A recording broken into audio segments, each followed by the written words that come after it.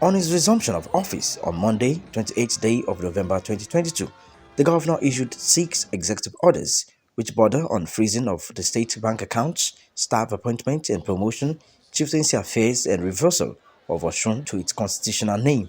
The People's Democratic Party had cautioned the former APC-led administration in the state of its post-governorship election activities as the Boyegurutala administration, among other things, embarked on massive recruitment, appointments, installation, and award of contracts. Adeleke administration is of the belief that these activities in the twilight of Oyetola's administration failed to follow due process as they were not backed up by necessary budgetary provisions.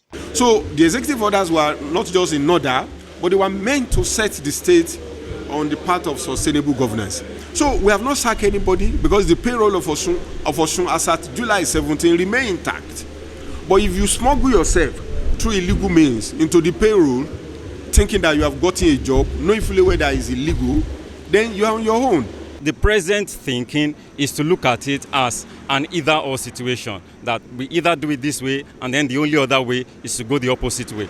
But there's always an alternative, a third alternative. And the third alternative in this present situation might be to go a little bit more slowly, more cautiously, and turn it around into a win situation for the present administration. There is a lot of problem, controversy surrounding that appointment. For example, a governor that is going, then appointed about thousands of people into the service. This is suspicious, it's questionable. Another conundrum is what can be tagged as a brainchild of former governor Rauf Aregbesola, which is the altering of the name Osun State to State of Osun back in 2011.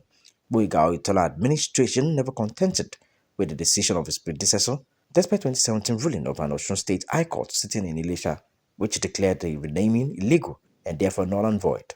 In line with the motive of the new dispensation as launched by Adeleke, the governor issued an immediate reversal to the constitutionally recognized name of Osun State, as all government insignia, correspondences and signages must reflect Osun State rather than State of Osun. But the constitutionality is being contested. On the issue of State of Osun and all those, I want to assure you there is a very close rapport between the State House of Assembly and His Excellency Governor Adeleke. In the last few hours, there was a meeting between the Speaker and His Excellency, where a lot of things were high on us. So we don't want to go into issue of whether, but we stand by our executive orders. From the legal point of view, I think it's very clear that, the Osun State is always Osun State. That's what the Constitution recognizes.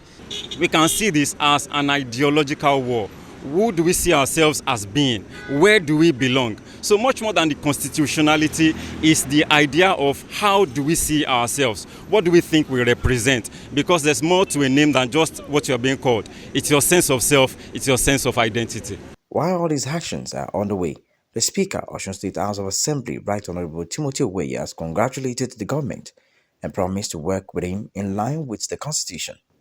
In Osogbo, Joshua Ogochide, NT News.